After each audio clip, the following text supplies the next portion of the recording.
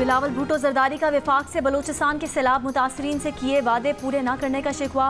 कोयटा में सैलाब मुतासरीन में इमदादी चेक्स तकसीम करने की तकरीब से खिताब में कहा, बलूचिस्तान के साथ सौतेलों जैसा सलूक किया जा रहा है। नून लीग और पीपल्स पार्टी में हुकूमत साजी के मुआहदे की पहली शर्त सैलाब मुतासरीन की बहाली थी। वर्ल्ड बैंक से $400 मिलियन का फंड विफाक ने अपनी जेब में रख लिया। सूबाई और विफाकी हुकूमत सैलाब मुतासरीन के इशू को संजीदा ले। जैसे बलूचिस्तान चल रहा है ये उनके साथ नाइंसाफ़ी है। मुल्क के वसाइल कम हैं, बलूचिस्तान के उससे भी कम हैं।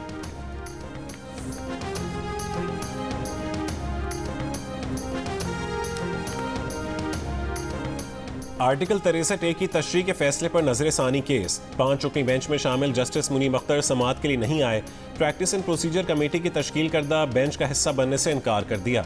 जस्टिस मुनीब अख्तर का रजिस्ट्रार सुप्रीम कोर्ट को लिखा गया खत चीफ जस्टिस पाकिस्तान ने पढ़कर सुनाया।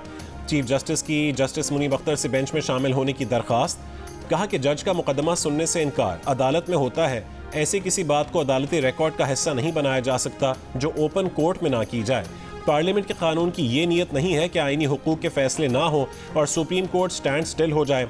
अगर कोई रुकन शरीक नहीं होना चाहता तो ये उनकी मर्जी है। सुप्रीम कोर्ट काम करना बंद नहीं कर सकती। जस्टिस मुनीब अख्तर को बेंच में वापस लाने की कोशिश करेंगे, वरना बेंच की तश्कील असर नौ होगी। जस्टिस मुनीब अख्तर बेंच में शामिल होते हैं या नहीं, दोनों सूरतों में समाअत कल होगी।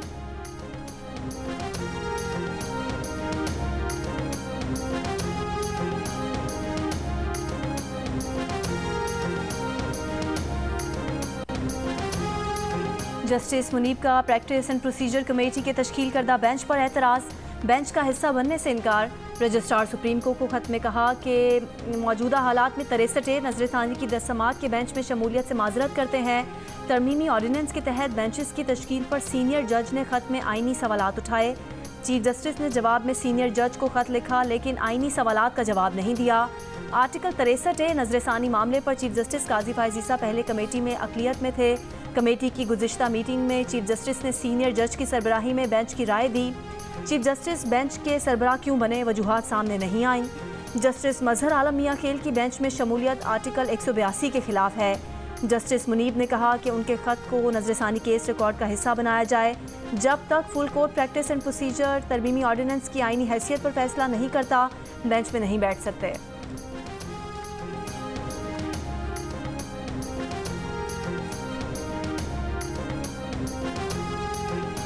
इलेक्शन ट्राइब्यूनल्स पर लाहौर हाई कोर्ट के सिंगल बेंच का 12 जून 2024 का फैसला कलअदम। इलेक्शन कमीशन की अपील मंजूर। सुप्रीम कोर्ट के 5 रुकनी बेंच ने मुतफ़िक़ा फैसला सुना दिया। फैसले में कहा गया कि इलेक्शन ट्राइब्यूनल्स की तश्कील इलेक्शन कमीशन का इख्तियार है। हाई कोर्ट इलेक्शन कमीशन के इख्तियारात इस्तेमाल नहीं कर सकती। तनाज़ा जब आइनी इदारे से मुतालिक हो तो मोहतात रवैया अपनाना चाहिए। हाई कोर्ट जज ने चीफ इलेक्शन कमिश्नर और चीफ जस्टिस की मुलाकात ना होना मद्देनजर नहीं रखा। मद्देनजर रखते तो ऐसा फैसला ना किया जाता।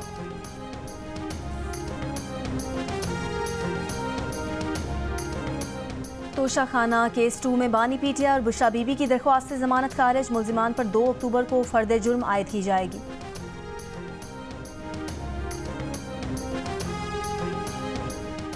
अली अमीन गंडापुर ने वज़ीर आला पंजाब मरीम नवाज को फिर निशाने पर ले लिया। औरत कार्ड इस्तेमाल करने का इल्ज़ाम। कहा कि केपी में जलसे क्यों करें, नवाज शरीफ जब सज़ा के बाद बैरून मुल्क थे तो मरीम नवाज पंजाब में जलसे कर रही थीं, हमने उन्हें नहीं रोका था। PTI की ख़वातीन जेल में हैं, क्या वो औरतें नहीं? क्या पूरे पाकिस्तान में एक औरत मरीम नवाज ही रह गई है? पंजाब पुलिस को दोबारा वार्निंग देते हैं कि उन्हें रोका गया तो जवाब देंगे।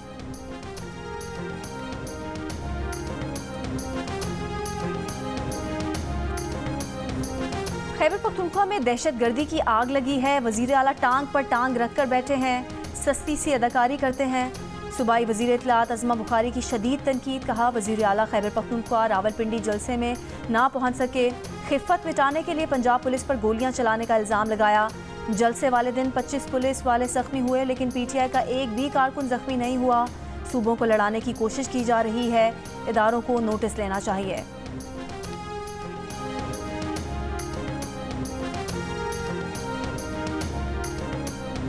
आज अदलिया के जज मुतनाज़ हो गए। लोग समझते हैं बानी PTI, मुस्लिम लीग नून और इस्टेब्लिशमेंट की लड़ाई बड़ी है।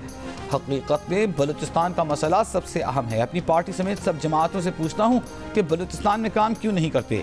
तमाम जमातों को एक साथ बैठना, रियासती इदारों को भी सोचना होगा। मुस्लिम लीग नून के रहनुमा ख्वाजा साद रफीक का तमाम सियासी जमातों को पैगाम।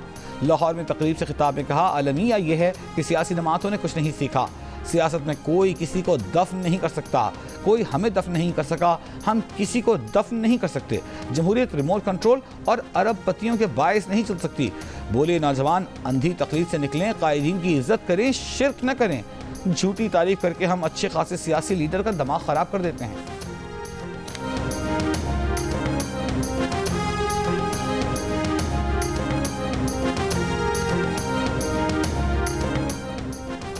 जो जंग मेहनत कशों तक आ गई है उसे तर्क कर दें। खून की होली खेलकर कैसे बलोच की खिदमत कर सकते हैं।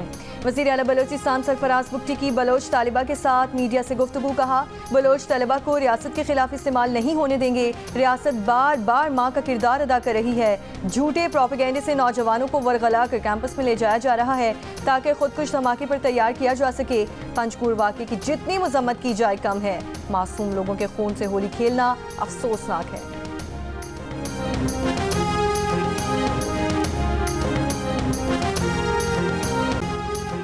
सिंध हाई कोर्ट ने कारसाज हादसा केस की मुलजिमा की इंसदाद मनशियात के मुकदमे में भी जमानत मंजूर कर ली। 10 लाख रुपए के मचल के जमा कराने का हुक्म। इससे काबिल मुकामी अदालत ट्रैफिक हादसा केस में मुलजिमा की जमानत मंजूर कर चुकी है। 20 अगस्त को कारसाज रोड पर तेज रफ्तार गाड़ी की टक्कर से मोटरसाइकिल सवार बाप बेटी जाँ बहक हुए थे। फरीकैन के दरमियान मामला तय पा जाने के बाद मुलजिमा की जमानत मंजूर कर ली गई थी।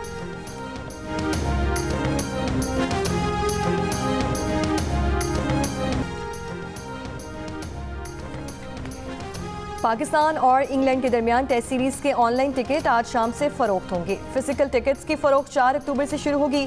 तीनों टेस्ट मैचेस के पहले दिन मखसूस एनक्लोजर्स में दाखिला मुफ्त होगा। पहला टेस्ट 7 अक्टूबर, दूसरा टेस्ट 15 अक्टूबर और तीसरा टेस्ट 24 अक्टूबर से रावलपिंडी में शुरू होगा।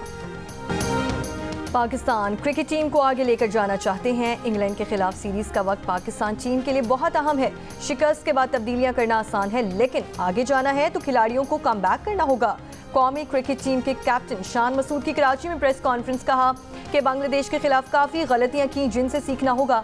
शिकस्त का अफसोस है, खिलाड़ी अच्छे नताइज देने के ख्वाह हैं।